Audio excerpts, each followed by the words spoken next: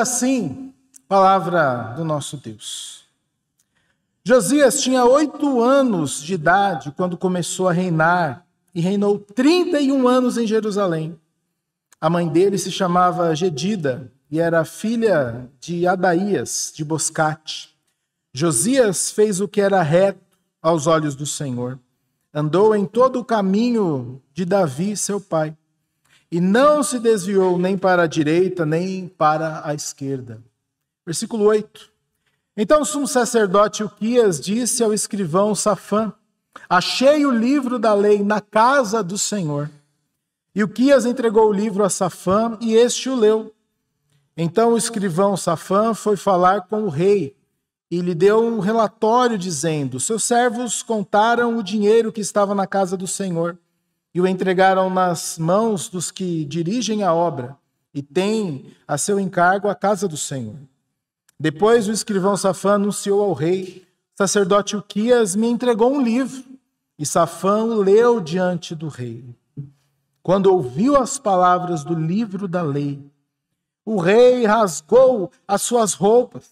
Então deu ordens a Uquias, o sacerdote, a Aicão, filho de Safã, a Acbor, filho de Micaías, a Safã, o escrivão, e a Asaías, servo do rei, dizendo: vão consultar o Senhor por mim, pelo povo e por todo o Judá a respeito das palavras deste livro que foi encontrado, porque é grande o furor do Senhor que se acendeu contra nós, porque os nossos pais não deram ouvidos às palavras deste livro, para fazerem segundo tudo que está escrito ao nosso respeito. 23. Então o rei deu ordem e todos os anciãos de Judá e de Jerusalém se ajuntaram a ele. O rei subiu à casa do Senhor e com ele foram todos os homens de Judá, todos os moradores de Jerusalém, os sacerdotes, profetas, todo o povo, desde o menor até o maior. O rei leu diante deles todas as palavras do livro da aliança que havia sido encontrado na casa do Senhor. O rei se pôs em pé junto à coluna e fez aliança diante do Senhor para o seguir, guardar os seus mandamentos e os seus testemunhos e os seus estatutos de todo o coração e de toda a alma, cumprindo as palavras desta aliança que estavam escritas naquele livro. E todo o povo concordou com esta aliança. Amém. Palavra do nosso Senhor. Meus irmãos, rei Josias, o 19º rei de Judá. E a Bíblia diz que esse homem fez o que era reto aos olhos do Senhor. Diferentemente do seu avô Manassés, do seu pai Amon, que fizeram o que era mal diante do Senhor. Ambos promoveram a idolatria, a corrupção. Manassés, nos capítulos aqui atrás, o texto diz que derramou sangue inocente. Ambos cometeram abominações, levaram a idolatria a um patamar elevadíssimo, seguindo ali a terrível tradição de Acabe e Jezabel. Um tempo de frieza espiritual, um tempo de desvio. E Josias foi o último rei fiel a servir a Deus. O último rei. Depois nós temos o fechamento aqui da história, né, de 2 Reis, com o cativeiro babilônico e toda a tragédia que é essa nação, por conta da desobediência e da rebeldia contra o Senhor. Eles semearam todas essas coisas e colheram ali o cativeiro. Josias, ele é chamado por Deus um rei diferente, alguém que, contra tudo e contra todos, promoveu uma grande reforma no seu tempo. No livro de Crônicas, capítulo 34, nos informa que aos 16 anos de idade, esse homem começou uma grandiosa reforma, ainda muito jovem. É provável que esse homem que ouviu as histórias de livramento do seu povo, que ouviu ali a narrativa e tantos livramentos de Deus, tantas histórias maravilhosas do Antigo Testamento, ele ouviu essas histórias, mas havia um desequilíbrio, porque fora ali do palácio, quando ele via toda aquela situação de idolatria que estava o seu povo, havia algo que não se encaixava naquilo que ele havia ouvido. Ou seja, esse homem ouviu as histórias ali dos patriarcas, a fidelidade de Noé, ouviu sobre a fé de Abraão, a perseverança de Moisés. Mas quando ele olhava para fora ali das janelas do palácio, uma outra realidade completamente contrária, uma realidade profana. O culto a Deus havia sido profanado. Josias via uma nação mergulhada na idolatria.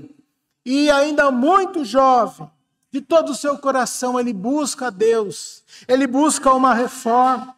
O sacerdócio havia sido contaminado, a nação estava em um caos. E a imagem mais surpreendente, a imagem mais surreal de toda essa situação está no versículo 8. Quando o sumo sacerdote Hilquias, ele acha o livro da lei dentro da casa do Senhor. O que de fato foi achado? Um pergaminho contendo a Torá, os 5 primeiros livros da Bíblia. E aquele livro era um milagre ter achado aquele livro, porque Manassés havia destruído todos os outros livros, todas as outras cópias. E soberanamente esse livro foi escondido e estava lá aguardando ser achado. Esse livro provavelmente ele ficava do lado da Arca da Aliança. E diante de toda a idolatria, diante de toda a corrupção, alguém escondeu esse livro e em um determinado momento ele foi achado. Por mais surreal que pareça isso, o livro da lei foi perdido ou foi escondido dentro do templo. Entenda, meus irmãos, o que aconteceu com Israel não foi um evento catastrófico, uma guerra onde foram destruído tudo e se perdeu a lei, se perdeu as tradições, ou um incêndio, ou um terremoto aconteceu, e aí então eles perderam ali a sua religiosidade, o livro da lei, as tradições. Não, não foi isso que aconteceu. O livro da lei havia sido perdido porque a vida espiritual desse povo estava perdida. Algo muito pior do que uma catástrofe, uma coisa que poderia ter acontecido de fato para essa tragédia ter acontecido ali em Israel. Não, a vida desse povo se perdeu. Potencialmente atingiu ali profundamente o coração desse povo. A banalização das coisas de Deus. Este é o cenário aqui de 2 Reis, onde este livro é encontrado, onde a lei é encontrada. E na verdade não só a lei havia sido perdida, mas o coração daquele povo, toda a adoração havia sido perdida. Diante da leitura do livro, Josias, o rei, ele tem 2 atitudes. Ele rasga suas vestes, um sinal de arrependimento, um sinal de profunda comoção. E o que passa no coração desse homem diante da lei, diante da palavra que é lida?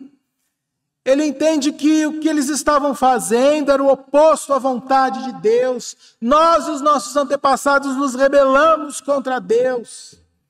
Porque, meus irmãos, da mesma forma que um para-raio atrai o raio, o pecado também atrai a ira de Deus. Josias é o primeiro ali a se colocar diante de Deus e se lamentar por toda aquela situação terrível que eles estavam vivendo. O rei Josias, ele se inclui na lista dos pecadores, ele se inclui na lista daqueles que estão em rebeldia contra Deus. As vestes rasgadas significava algo mais profundo. O coração daquele homem também estava dilacerado diante de Deus. Mas em segundo lugar, a atitude desse homem, olha, nós precisamos consultar a Deus. Nós precisamos tomar algumas medidas, algo precisa ser feito. Josias não teve uma atitude de autocomiseração. Ah, Senhor, esse povo é duro de coração, esse povo não entende nada. Ou simplesmente, olha, isso cabe aos sacerdotes, a outras pessoas, para estabelecerem uma reforma na vida espiritual desse povo. Não, ele se colocou diante de Deus e ele entendeu, se nós estamos debaixo da ira de Deus, nós precisamos buscar o perdão de Deus. Nós, como povo, solenemente precisamos buscar a face do Senhor. O que leva à leitura em público e à aplicação da lei.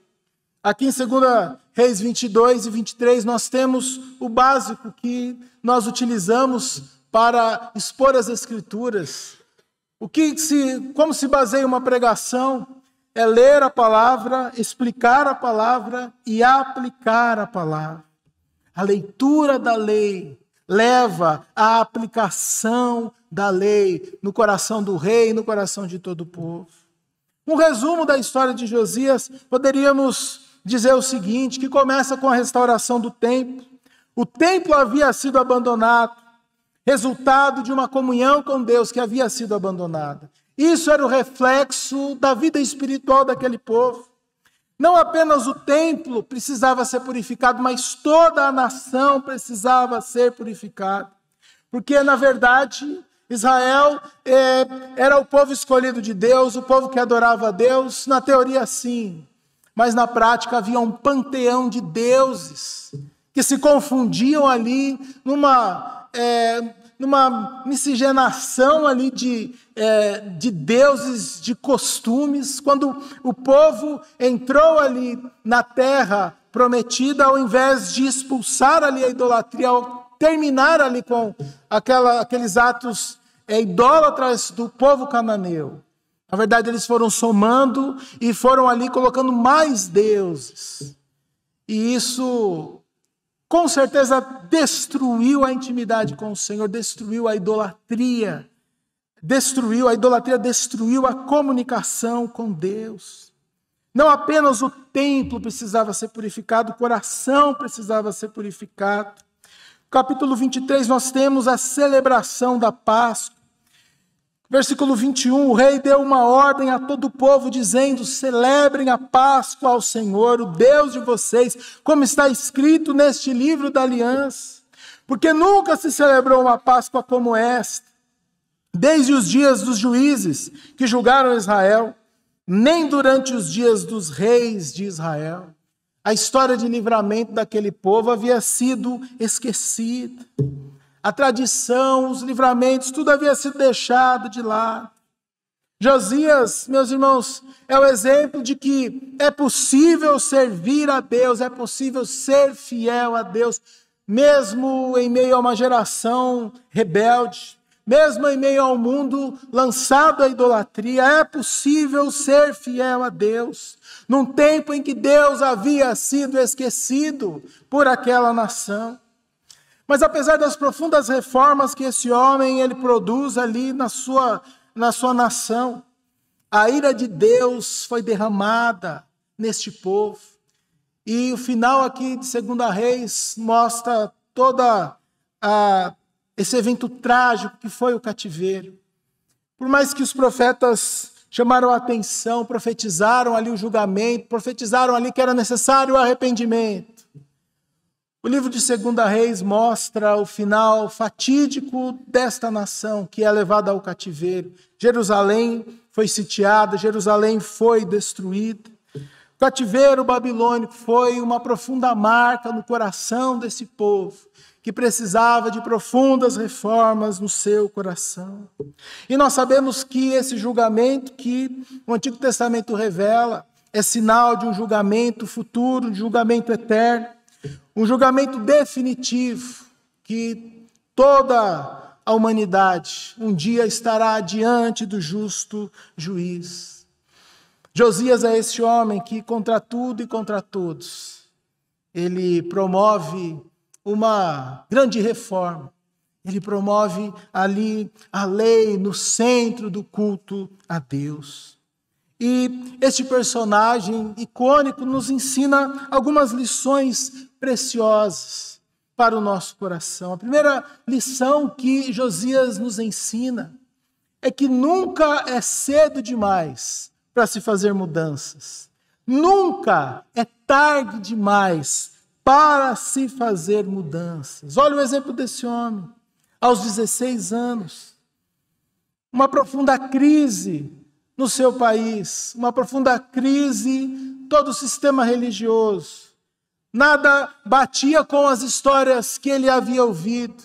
Ele olhava para fora ali do palácio e via uma nação totalmente perdida, totalmente relaxada no serviço a Deus. É bem verdade que nós somos resistentes a mudanças. Não gostamos de mudanças. E quanto menos mudanças, melhor possível. Com certeza esse homem ele arrumou uma profunda dor de cabeça na sua vida. Ele arrumou muitos inimigos. Ele foi contra tudo e contra todos. O abandono da lei, a perda da lei, não foi um processo que aconteceu de um dia para o outro, mas foi um longo processo. Algo que foi acontecendo, algo que foi de maneira sutil e muitas vezes sem retorno. Assim acontece na nossa vida, quando nós não estamos dispostos a mudanças, quando nós não estamos dispostos a mudanças baseadas na palavra de Deus. E quando nós falamos sobre mudanças, Josias, ele se tornou protagonista dessa reforma. Isso, ele pensou no seu coração, não é responsabilidade apenas dos levitas, dos anciãos. Ele não terceirizou a responsabilidade, ele puxou para si. Porque todos nós desejamos profundas reformas, todos nós desejamos profundas mudanças, e essas mudanças, nós queremos que elas sempre aconteçam fora de nós, sempre no outro. Queremos e desejamos mudanças, sejam no país, mudanças, sejam na igreja, sejam em tantos lugares. Desejamos mudanças, mas Josias nos ensina que a mudança começou no seu coração. As suas roupas foram rasgadas, mas o seu coração foi rasgado diante de Deus. O seu coração foi circuncidado diante de Deus. Ele liderou uma reforma no seu tempo. Nós também precisamos ser protagonistas dessa reforma no nosso tempo. Uma reforma que não começa fora de nós, mas começa dentro de nós, começa nas nossas atitudes. Em terceiro lugar, as mudanças que precisam ser baseadas, não no que nós achamos ou que nós gostaríamos que acontecessem, mas mudanças que precisam ser baseadas na palavra de Deus. A grande diferença nessa geração, nesse tempo, foi que a palavra de Deus, ela foi restaurada. O texto dessa noite nos mostra, parece até história, né? Parece até piada. O livro da lei, escondido, perdido no templo. Como isso pode ter acontecido? Como isso pode ter acontecido na nação de Israel, no povo de Deus? Mas preste atenção, o livro ele não é só perdido lá no templo. O livro também é perdido lá em casa. O livro é perdido lá nos nossos lares. Quando as nossas decisões, quando os nossos planos, as nossas atitudes, quando os nossos objetivos se baseiam na nossa própria vontade. Quando nós vivemos uma semana longe de Deus e achamos que é só vir no domingo, cantar e ler a palavra e ter alguns momentos de confraternização com os irmãos. Também perdemos no nosso tempo o livro da lei. Quando as nossas decisões elas são baseadas naquilo que nós queremos e achamos, e Deus não é mais a prioridade das nossas orações, da nossa busca. Na verdade, um altar, não com um ídolo convencional, mas um altar dentro de nós. Um altar com o nosso eu edificado no nosso coração. E esse altar é muito difícil de derrubar. O altar ali para Deus acerar, o altar para o Deus Baal, eles são fáceis de identificar, eles são fáceis de nós dizermos o quanto aquilo é abominável diante de Deus. Mas existe um altar, existe uma idolatria dentro de nós, um lugar de difícil acesso, difícil quebrar esse altar dentro do nosso coração. Também nós podemos perder a Bíblia no púlpito. O púlpito pode ser esse lugar onde se fala inúmeras coisas, inúmeras histórias, onde a Bíblia ela pode ser o lugar central, ali a exposição clara e específica da palavra de Deus. Como 2 Timóteo, Paulo, ele falando ali para o seu discípulo, no capítulo 4, versículo 3, pois virá o tempo em que não suportarão a sã doutrina, pelo contrário, se rodearão de mestres, segundo as próprias cobiças, como que tem sentido coceira nos ouvidos. Eles se recusarão a dar ouvidos à verdade, entregando-se às fábulas. E esse tempo chegou. A Bíblia tem sido escondida, tem sido roubada, tem sido tirada dos púlpitos, tem sido tirada da vida do povo. Um evangelho misturado, um evangelho adulterado, tem sido servido para o povo de Deus. Vez ou outra, alguém me pergunta a respeito de pregadores que arrastam multidões aí Brasil afora. E alguém me pergunta, mas Tiago, o que você acha desses líderes, pregadores, pastores que cobram ingresso para pregar? Não estou falando uma conferência, não.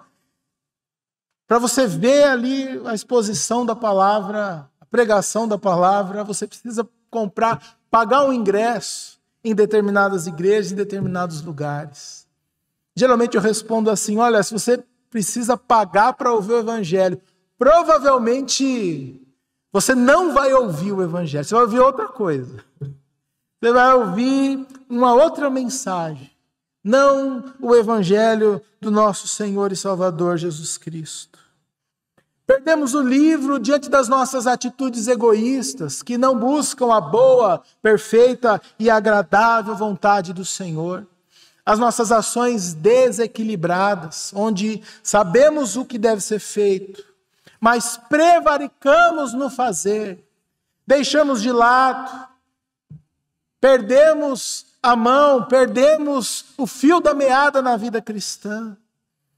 Por isso, em quarto lugar, o texto dessa noite, meus amados irmãos e irmãs, é um alerta para cada um de nós, porque se Israel e Judá se desviaram do caminho e colheram ali frutos amargos da sua rebelião, nós também podemos desviar do caminho. Ou até mesmo pecado que eu acho o pior pecado dos crentes, dos cristãos, é se acostumar com as coisas de Deus, se acostumar com a palavra, se acostumar com o culto, se acostumar com a vida de oração. Ah, mas eu já fiz isso milhares de vezes. Já, sabe quando você vive no automático? Um alerta, meus irmãos, porque isso pode acontecer hoje. Pode acontecer nos nossos lares. Pode acontecer na casa, na nossa igreja, na casa do Senhor. Precisamos constantemente de uma reforma. E isso precisa ser mais do que um clichê. Precisa ser mais do que uma frase de efeito. A igreja reformada sempre se reformando. Caímos nessa tentação e nessa armadilha de nos acostumarmos com o Deus Santo, Santo, Santo, com aquilo que é sagrado, com a palavra. Perdemos a beleza das coisas de Deus. Certa vez eu tinha 12 para 13 anos e estávamos numa trilha, o pessoal da escola, e diante de um morro eu vi uma flor exótica e eu fiquei encantado com aquela flor. Falei, gente, para tudo! Que flor, coisa maravilhosa! Aí ninguém ligou para aquilo e falou, Tiago, isso aí é a flor de maracujá, você nunca viu? De fato, eu nunca tinha, todo mundo lá conhecia, mas eu não conhecia. E como é exótico, como é bonito, é belo, mas é comum. E às vezes se perde. Se perde algo que é extremamente belo, algo que é extremamente maravilhoso. Se perde a nossa vista, que já está acostumado com as coisas. E assim, nós podemos banalizar, meus irmãos. Preste atenção nisso. Nós podemos banalizar a vida de oração, a nossa vida devocional. Talvez você já teve dias em que você abriu o livro, abriu a palavra de Deus e você foi às lágrimas porque a palavra saltou aos seus olhos, preencheu o seu coração. Deus falou com você. Nós nos esquecemos. Vamos nos acostumando com as coisas de Deus. Da mesma forma que a nação de Israel no deserto. Certa vez chegaram para Moisés e disseram: Moisés, nós não aguentamos mais este maná. O pão que descia do céu, a bênção, o milagre que acontecia diariamente para aquele povo. Uma geração que enjoou de maná, meus irmãos. Uma geração aqui em 2 Reis que perdeu o livro da lei. Podemos ser essa geração que nos acostumamos com o Deus eterno, com o Deus poderoso, com a santa palavra de Deus. Ontem eu estava vendo um trechinho do filme Lutero, filme de 2003. Se você ainda não assistiu esse filme, eu recomendo para você. Um grande reformador, um homem que viveu a sua vida para promover o ensino da palavra de Deus. E um testemunho da história dele, Martinho Lutero, na cidade de Worms, na Alemanha, diante do imperador Carlos V, ele foi convocado para que renunciasse ou confirmasse as suas ideias. Era um momento de tensão em todo o país e nós sabemos que tudo isso gerou a reforma. Ele estava ali com a sua vida correndo risco, mas Lutero, diante ali daquela corte, se recusou a voltar atrás, colocando em risco a sua própria vida, pela consciência que tinha pela palavra de Deus. E no filme, todo o discurso dele é mostrado ali, todo esse momento de tensão, momento alto, momento épico ali do filme. Tudo isso aconteceu em 28 de janeiro de 1521, na Alemanha, cidade de Worms. O trechinho final daquilo que ele disse: a menos que se me convença por testemunho da Escritura, ou por razões evidentes, posto que não creio no Papa, nem nos concílios somente, já que está claro que eles têm se equivocado com frequência e têm se contradito entre eles mesmos. Estou acorrentado pelos textos bíblicos que tenho citado, e minha consciência é uma escrava da palavra de Deus. Não posso, nem quero retratar-me em nada, porque não é seguro nem honesto atuar contra a própria consciência. Que Deus me ajude. Amém. E assim ele terminou o seu discurso. E assim a reforma protestante avançou, porque o homem foi refém, a sua mente e o seu coração, refém das Sagradas Escrituras. Meus amados irmãos, o estudo da palavra de Deus deve levar à aplicação, deve levar a uma profunda consciência. Nós, de fato, devemos, como Paulo disse, ter a mente de Cristo. Uma mente que pensa a partir das Escrituras, uma mente dominada pelas Escrituras. É muito mais do que fazer parte de uma organização, de uma denominação religiosa, é muito mais do que fazer parte de uma tradição. O que nós precisamos, tanto no Antigo Testamento, esse povo aqui de 2 Reis, o que a igreja necessita é de uma genuína conversão. onde os valores e a nossa mentalidade será moldada, será formada a partir das Escrituras Sagradas. Eu me lembro dos debates de Jesus com os fariseus, Jesus indicando que eles necessitavam de arrependimento, de conversão, e eles se escandalizavam e diziam: imagina, nós somos descendentes de Abraão. E qual foi a resposta de Jesus? Até dessas pedras, Deus pode levantar descendentes de Abraão. É necessário um profundo encontro com o livro, com a doutrina, com a palavra de Deus. No tempo de Josias, o que será que foi lido que levou esse homem a um profundo arrependimento, a uma profunda comoção? Há uma suposição, a tradição diz que provavelmente foi lido para o rei os capítulos 28, 29 e 30 de Deuteronômio. Capítulo 28 de Deuteronômio, nós temos aqui resumidamente a bênção e a maldição. Elas estavam ligadas à obediência. Moisés dizendo para o povo: olha, vejam que caminho vocês querem tomar antes deles entrarem na terra prometida. Veja o caminho que vocês querem para a vida de vocês. A bênção e a maldição estão diante de vocês. E no versículo 29 nós temos a renovação da aliança. Alguns versículos deste capítulo eu gostaria de terminar lendo com você. Deuteronômio 29, 9. Portanto, guardem e cumpram as palavras desta aliança, para que vocês prosperem em tudo o que fizerem.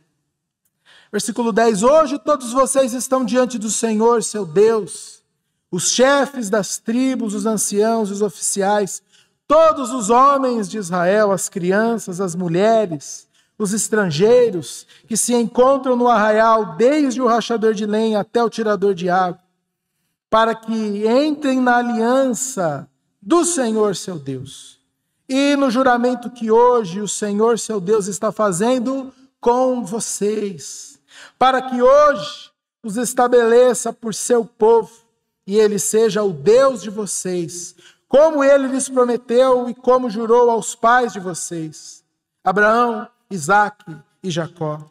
Não é somente com vocês que faço esta aliança e esse juramento, porém com aquele que hoje aqui está conosco diante do Senhor, nosso Deus, e também com aquele que não está aqui hoje conosco. Capítulo 29, a aliança é estabelecida. E no capítulo 30, como se fosse um apelo: qual será a sua decisão? Vida ou morte, bênção ou maldição, estão diante do povo de Deus. Qual será a nossa decisão diante do livro, diante da lei sagrada? Meus irmãos, a história dos reis de Israel é interessante porque muitos capítulos, muitos reis, ali o escritor gastou tinta para escrever a respeito dos feitos, das guerras, das batalhas, das vitórias, as construções, os escritos ali de muitos reis de Israel. Outros, a narrativa só indica o seguinte: que o determinado rei, ele fez o que era mal perante os olhos do Senhor. Alguns reis nós temos, Davi, Salomão, muitas informações. Josias, temos muitas informações. Outros, nós só temos uma informação, mas essa já é suficiente. Essa nós já entendemos como foi o reinado desse monarca. Fez o que era mal diante do Senhor. Meus irmãos, na verdade, o que nos resta é aquilo que é o mais importante na nossa vida. Diante dos grandes feitos que almejamos, diante de tantos planos que desejamos, a informação mais importante, e que esta seja a informação sobre as nossas vidas, sobre a vida dessa igreja, sobre a vida deste povo. Que nós servimos o Senhor com alegria, fielmente.